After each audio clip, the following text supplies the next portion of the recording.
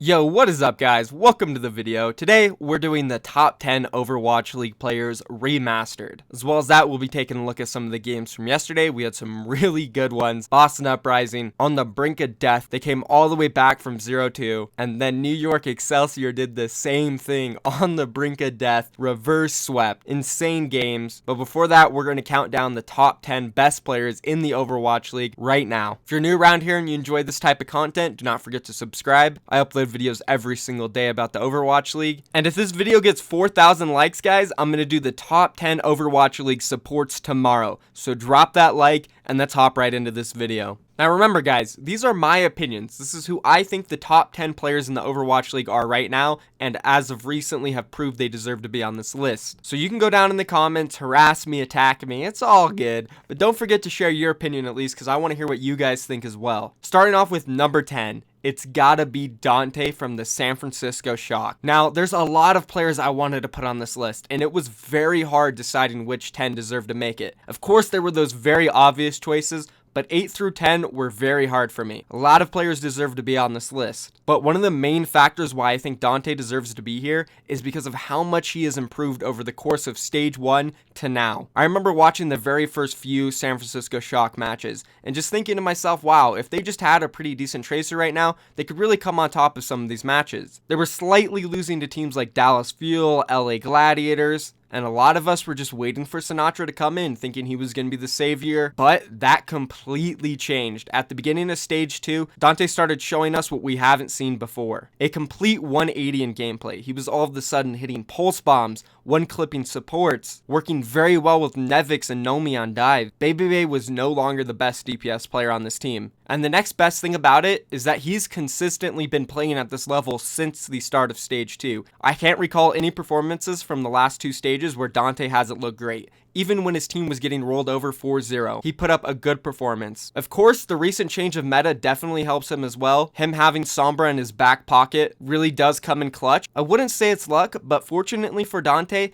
it is a meta where Sombra is pretty good. And that's always been a hero he's loved to play, and he's really mastered it. Right now, I would consider him at the top of the Tracer standings, definitely one of the best Western ones. And looking at Sombra's, he's probably one of the best in the league as well at that. And it's just not those two heroes. When he's been on the Genji, he's also played pretty well. So overall, Dante, very well-rounded player, probably the most improved player of the entire league. And because of this, I had to put him on here. I just had to, guys. And now, let's move on to number 9. We have our first player from Boston Uprising, Gamsu. Now, going into the Overwatch League, I knew Gamsu was a top main tank, and he would be really good. But I would question whether or not he was going to be on the same level as players like Miro, Mano, Gesture, Fissure. Those were the premier tanks coming into the league. And slowly but surely, as Boston Uprising has proved that they are a powerhouse in this league, so has Gamsu. He has very easily surpassed players like Miro, and even as of late, I think he's been outperforming Mano and Gesture, which is definitely not easy to do.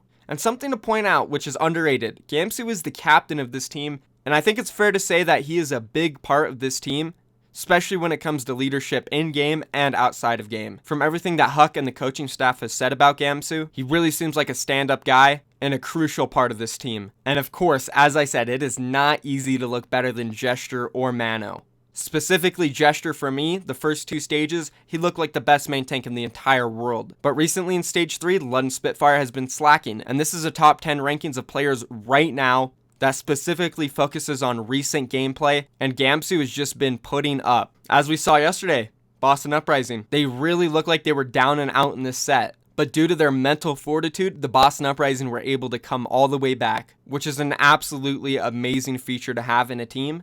And I mean, just come on, have you seen the Boston Uprising play recently? These guys are so on point. The way they dive together is absolutely insane. Striker and Gamsu, these two guys are phenomenal together. In my opinion, they're probably the #1 tank and tracer duo in the league right now. When you want to play aggressive and you need something dead, these two, they're the guys to go for. The way these guys set things up and take points is absurd. To be honest, yesterday I was absolutely mind blown when the London Spitfire had an amazing defense on Anubis, because what we've seen from the Boston Uprising previously on this map is just the most incredible timed and synchronized dives we see in the entire league. And it's just not Anubis either. The way these guys set up and converge together is absolutely insane. And to see Gamsu every single time go in first, create space, and survive at the same time is absolutely insane. And of course, it's a team effort. The way Note protects him, the way Striker goes in and kills everything, the way the supports are able to survive when they get dived, it's an incredible team effort.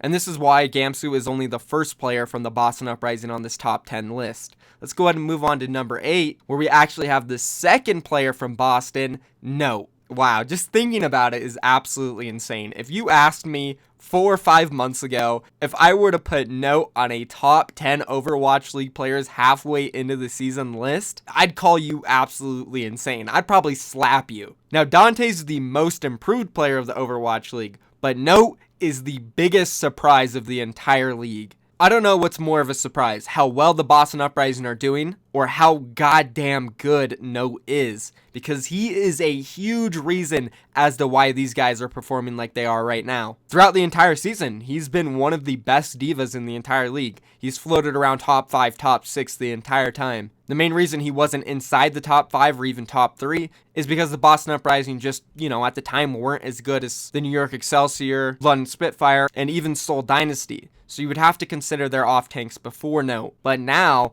that Boston Uprising is looking like one of the best teams in the entire league, yeah, I mean, the best right now. They are. They've beat everybody. They beat Philadelphia Fusion, New York Excelsior, Seoul Dynasty, and London Spitfire all in a row. That's effing insane, dude. Like, I can't believe it. And Note is a huge part to that. The reason why I'm putting Note above Gamsu is because I do feel like Note is a big reason why Gamsu is enabled in these games. Obviously, in every single team, players enable each other. That's Note's job. He enables a Winston, he enables the DPS players, he enables the support players by keeping them alive, using his matrix, soaking up damage himself. And he is so good at this defensive style diva. He was always in the right position when he needs to save somebody and keep them alive. There is countless times where Nako has been in trouble, Striker's been in trouble, Mistakes is in trouble, Gamsu's in trouble, and you'll see Note fly in and somehow has all of his matrix left still and keeps them alive. Another underrated thing about him, Poco early on in the Overwatch League, like the first 5 games in Stage 1, incredible diva bombs. This guy was always getting self-destruct kills. But over the course of the entire league, I think Note easily, hands down, has hit the most big diva bombs in crucial situations. 99-99, very last team fights. He gets 3 kills, Junkertown on the last point in overtime to push it through. Huge 3K on his diva bomb. He does it all the time. Again, just thinking about it, it's absolutely insane. How is Note on this list? I would have never expected this. Nobody could have predicted this. Nobody. I thought Note was never going to get playtime. I thought Kalios was. And that's something to note as well. He's not the only off-tank on this team. Going into the Overwatch League, everybody thought Kalios was going to be the starter in the off-tank position for Boston Uprising. But Note literally snatched it right out of his hands. And it's not like they haven't given Kalios chances either. He's played a decent amount of games. And honestly, it's fairly easy to tell that Note just does more than Kalios does. He's absolutely insane on that diva. Sure, we haven't seen too much Zarya, Roadhog, or any other off-tank, but it's a meta that's dominated by diva, and he's got it covered. So this is why Note is sitting at number 8. Let's go ahead and move on to number 7, which is going to be Libero from New York Excelsior. And I wanted to put Libero higher. I did. At the end of Stage 2, I was thinking he was the number 1 player in the entire Overwatch League. His finals performance was just absolutely absurd. The best we've seen so far in the league. Out of nowhere, he popped up on the Widowmaker, destroyed Carpe, who is one of the best Widowmakers in the world, and just got done destroying another best Widowmaker in the world, Birdring. So if this were like 3-4 weeks ago, Libero probably be top 2, top 3, 100%. But he's kind of slacked off during this stage. We haven't seen a performance that was nearly as good as the finals again, and we've seen Pine come in a lot so far this stage and relieve Libero due to them losing maps. Don't get me wrong, he's still a great player. He's had some good performances this stage. It just hasn't been god tier level as we've seen in the finals. And I do think there are some other players right now performing better than him. So for this reason, he's gonna be at number 7. As I've already mentioned though, he is a phenomenal player. Probably the most flexible player in the entire league. Now that Rascal is gone, Libero probably takes the cake. I probably can't count the heroes on both of my hands that he can play at a high level. There's Hanzo, Widowmaker, Soldier, McCree, Genji, Pharah, Reaper, Mei, and I can continue to go on and on. We've even seen him play off tank for these guys and support, and it's very rare to find players that are as good as him and that flexible. As I already mentioned, Rascal, one of the only other players to ever play the game that can compete with him at that role. Now yeah, he is extremely flexible, and that's a huge reason why he's so good. But one of the biggest reasons why I think he is so good, and probably should have been higher on this list, is his projectile. His Junkrat, Pharah, and Genji. He is probably, I'd say, top 3, top 4 in every single one of these roles. And at certain points in the league, he has looked like the best Genji. He has looked like the best Pharah, and he has looked like the best Junkrat. Now, he hasn't been able to do it consistently, but overall, he is one of the best projectile players in the entire league. I keep going back to that finals match against the Philadelphia Fusion when they reverse swept them. Libero looked like an absolute god on the projectile role. He's also looked really good on Junkrat so far this stage, probably his best performing hero. And this definitely is not the last New York Excelsior player on this list, which did have another factor in me ranking him this low. And as I continue to talk about him, I kind of wish I would have put him higher on this list, but it was just so hard. There's so many good players in the league. And at least the player I put at number 6, I really struggled at wanting to put Libero above him, but I didn't, and I might regret it. I don't know, but Libero, just an absolutely phenomenal player, a huge part to New York Excelsior's success. That finals performance, one of the best we've seen in the entire league so far, and personally, my favorite projectile player in the league right now. And as I mentioned, that number 6 player who I wanted to put Libero in front of is Prophet. So sitting at the 6th best player in the league right now is Prophet, which is even low for him. And this is probably a surprise to you guys as well, because I know you guys think I just love Prophet, he's my boyfriend, blah, blah, blah, this and that. The matter of the fact was that I just thought Prophet was the best player in the league at multiple points of time. And at certain times, he did prove that he was. Unfortunately, his team just has not been winning lately. He's looked pretty good in most of those matches, but he's also had some off performances here and there. And the London Spitfire's underperformance so far in this stage is a whole nother topic. They've just absolutely played like crap this stage. They looked good yesterday against the Boston Uprising. I'll give them that. They really did. Boston Uprising are just a whole nother beast right now. But besides that game, it hasn't been good. They got 4-0'd by New York Excelsior. And the only reason that's really bad is because it was a 4-0. And what's really bad is that they lost to the Houston Outlaws, the Philadelphia Fusion, now the Boston Uprising. Sure, these are all some pretty damn good opponents, but we would expect the London Spitfire with such a stacked roster, the team that won Stage 1, to be able to beat these guys. Again though, as I mentioned earlier, it isn't really that much of Prophet's fault though. He has been performing pretty well considering how bad his team overall has been doing. He's had maybe a couple maps here and there where he didn't do that well, but in comparison to his fellow DPS Birdring, he's been playing amazing. Birdring completely fell off. I don't know what's going on with him ever since the finals of Stage 2. He's just been underperforming like all hell. So he's not going to make this list, not even close. Hureg, as of recent, has even been performing better than Birdring. So that's a big reason why London Spitfire has probably been losing. They don't have one of their star players, or at least ex-star players, leaving Prophet to carry all the DPS duties all on his own. And there's only so much he could do as a player. We've seen from like Stage 1 and Stage 2 when the London Spitfire have looked good overall as a team. Prophet, an absolute monster. He kills everybody. He comes up clutch and clutch and clutch every single time. So that is why I wanted to put him on this list and even higher. But there has been other players recently who've been performing better and are on better performing teams. So for that reason, he's going to stay at number 6. And now, let's go to move on to number 5, which is Fissure from the Los Angeles Gladiators. Now, there's a few reasons why I wanted to put him on this list. Let's start off with the first and most obvious one. He is probably the best main tank in the entire league, hands down. Watching him play is so exciting. I mean, did you guys see that clip against the Los Angeles Valiant when he went for agilities? On Game 5, Oasis, he primal raged into the air onto agilities and just completely bodied him. Poor agilities, man. There was nothing he could have done. Fissure's just too good. He'll probably be taking a trip down to In-N-Out with Noah after that one. Fissure's just so damn good. And he's just consistently doing stuff like that. He creates so much space. As I mentioned with Gamsu earlier, he can go into a team fight, create space for his team, absorb so much damage, get kills, then get out without dying. Obviously, this has a lot to do with his teammates keeping him alive and enabling him, but at a certain point, it does come down to how much you understand the hero and know how far and how deep you can go without dying. And I feel like Fissure just has this calculator in his brain where before every single jump, he types in a problem and he just has the answer. He's the most fun tank to watch. He's clearly the most talented. The second main reason why I wanted to put him on this list is because of what he's done for the Los Angeles Gladiators.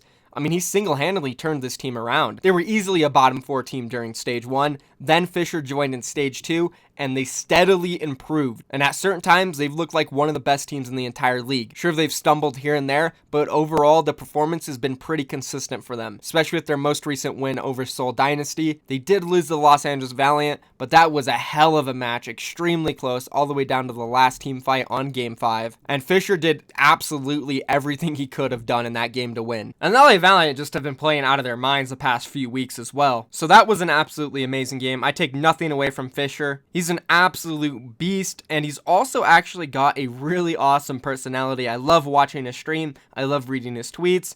He kind of did go a little overboard on OGE about the whole boosting situation. But hey, that's fine. He's just expressing himself, and I love when Overwatch League players express themselves, guys, right? We got to get that juice, you know what I'm saying? But anyways, Fissure, great player, best main tank in the league right now. He completely turned this team around, and now they have a really good chance at making the overall playoffs. So good for him, good for the LA Gladiators, and let's go ahead and move on to rank number 4, guys. We have Striker from the Boston Uprising. Yes, 3 players from Boston Uprising made the top 10 players of the Overwatch League. If you would have told me this 5 months ago, I would have slapped you also, because nobody expected them to be this good. Come on, guys. Nobody did. Sure, I might have made a video about them winning the Overwatch League 6 months ago because, you know, I thought they would be a contender for playoffs, a decent team.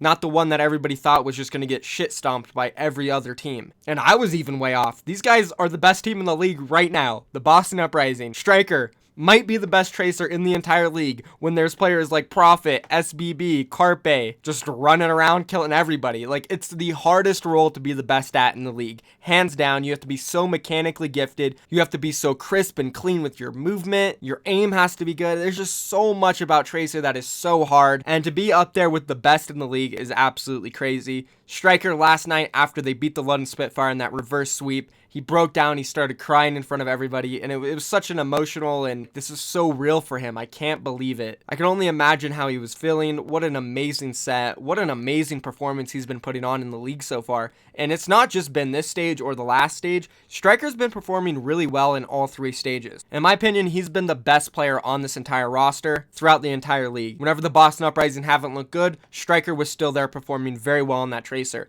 And recently, we've also started seeing him flex. His Junkrat has looked very clean, very similar to how Prophet was really good at Tracer, then he started playing Junkrat. I would say Striker is the most well-rounded player in the entire league when it comes to Tracer play. We have Prophet, who's really good at getting in the backline and killing people. Then we have SBB, who is really calculated with his movement and make sure he's going in at the right situation. Then we have Striker, who's really good at both of those as well as aiming. And okay, maybe this sounds a little bit weird. Obviously, all these tracers are really good at everything, but some of them are just really extra good at something. And that's what Prophet and SBB are really extra good at. Striker seems to be just extra good at everything. Hitting pulse bombs, positioning, which he might be the best at positional wise. I think he's the most elusive tracer, hardest to kill for anybody in the league. His aim is insane. I think he has the best accuracy. Whenever they show a statistic about Striker's accuracy, it's like 48% or higher. And that's absurd, dude. That's ridiculous to have 48% or higher. An average is probably around 42. And we even see a lot of the times tracers under 40%. So Striker's a whole nother beast, and he's a huge reason why this Boston Uprising roster is so good. He's the biggest reason why that dive I talked about earlier with Gamsu and Note is so good. He's the biggest reason. He goes in there and he creates such a big distraction by just killing everything. It makes it just impossible for the enemy team to handle the pressure, and they end up collapsing. So yeah, Striker right now for me is sitting at a top 2 tracer in the league. Maybe number 1. It's close between him and SBB, which the next player coming up is not SBB. It's SBB's teammate, Jjonak. And I kind of lied earlier when I said 8 through 10 was really hard and the rest were pretty easy. This top 3 to 4 was actually very hard as well. You guys probably know who the top 3 players are. I haven't named them all yet. I just revealed. You guys probably know who the other 2 players are. Right now I've only revealed Jjonak, but this was just, oh, so tough. Should I have made Jjonak number 2? Should I have made him number 1? I don't know. All three of these top players could have been 1, 2, and 3, and I think we can all agree on that. So Jjonak is sitting at number 3. Best Zenyatta in the league, best support overall in the entire league. He's better than some of the DPS players in the league, seriously. It's just honestly ridiculous. He's so good at everything. All those 5 orbs he gets. So many opening picks for the New York Excelsior. Without this guy, I just don't think New York Excelsior would be as good as they would be. I mean, to be fair, anybody on this top 10 list, if they weren't on their team, that team wouldn't be as good as they are. But Jjonak is just like an animal. There's no other support in the league that comes close to him right now. There's just not. Maybe at certain points and times, it seemed like there could have been somebody like Badosin in mid-stage 1. He looked really good, maybe able to contest Jjonak, but obviously he wasn't able to keep that up. And Jjonak just throughout the entire league has consistently done it. This guy gets more opening picks than Widowmakers do, than star DPS players. Like, it's absolutely just insane thinking about it. The guy is a literal DPS, and he gets so much protection from his team. I wanted to put Arc on this top 10 list, but it's just so hard. So many good players, as I said. I know there's a lack of supports, guys, and it's really tough to put them on these lists because the DPS players, they're always there. You always see them, and they're always doing so much. Nobody is like Jjonak, who can go out there and perform like a DPS in this league. As I mentioned, though, yes, his team does enable him, just like everybody else gets enabled in the league. There's so many good players, but Jjonak just takes the cake for the best support in the league. And I mentioned this right at the beginning of the video, guys. 4,000 likes, we will do the top 10 supports in the league because I know you guys want to see that. Not many supports are getting love in this list. It's hard, as I said, but let's go to move on to number 2, which we actually do have SBB, who we just mentioned, sitting at number 2. So you guys you already know who number 1 is. Yes, it's Carpe. I'll just reveal him now. We all know top 2 players in the Overwatch League right now are SBB and Carpe. You can swap them back and forth. Either one of them can be number 1. Either one of them can be number 2. On this list, though, I'm going to put SBB at number 2. And the main reason why I think Carpe is better than him is because Carpe is just more flexible. SBB, he's a great, amazing tracer, the best in the league, right? He's also a good Widowmaker. He's shown he can perform pretty well on that. But Carpe, this guy, oh man, he can play so many heroes at such a high level. He's not like Libero, where he can play every hero, but he's like Prophet, where he's so good at that McCree, he's so good at that Widowmaker, and he's so good at that Tracer. And I think it's fair to say that McCree, Widowmaker, and Tracer are 3 of the hardest heroes to play in the entire league. He's literally top 3 Widowmaker, top 3 McCree, and top 3 Tracer. And to be fair, you can easily argue that he's the number 1 Tracer, the number 1 Widowmaker, the number 1 McCree. He's probably is the number 1 McCree, and he probably is the number 1 Widowmaker because I don't think Libero is able to consistently do what he did in the finals. That leaves him top 3 for Tracer, maybe top 2. It's between him, Striker, and SBB right now, and it's insane how much he can do. He's so valuable for this Philadelphia Fusion roster, it's absurd. They're a good team, but without Carpe, they wouldn't be this good, not nearly as good. And it's amazing too because they can run Snillo, they can run Snillo with Carpe, and they can do this amazing hit scan Tracer, and then they can run EQO with Carpe where they can have an amazing projectile and an amazing Tracer. They're just in a really good spot because of Carpe, and that is the main reason I'm going to put him at number 1, and we're going to leave SBB at number 2. There's not too much to say about SBB, guys. He's so good at the Tracer. He's so good at it. He's proved over the course of the entire league, he's the best. He's the best. You can make arguments for players like Carpe, Striker, Prophet, but the biggest argument is going to go towards SBB. He won stage 2. New York Excelsior, they're amazing. That reverse sweep last night on Philadelphia Fusion was insane. And to be honest, now that I think about it, guys, we are not going to be able to do the games from yesterday. This video has taken me so long to make. It's going to be such a late upload today, too. Crap. That's pretty much it, guys. Top 10 Overwatch League players right now, remastered. Be sure to drop a like. We'll do the top 10 supports tomorrow if we could hit 4,000. Thank you for watching. I love all of you guys. Let me know what you think about my list. Let me know your list, whether you agree or not. Drop a like. Subscribe to the channel. I'll see you guys tomorrow. Peace.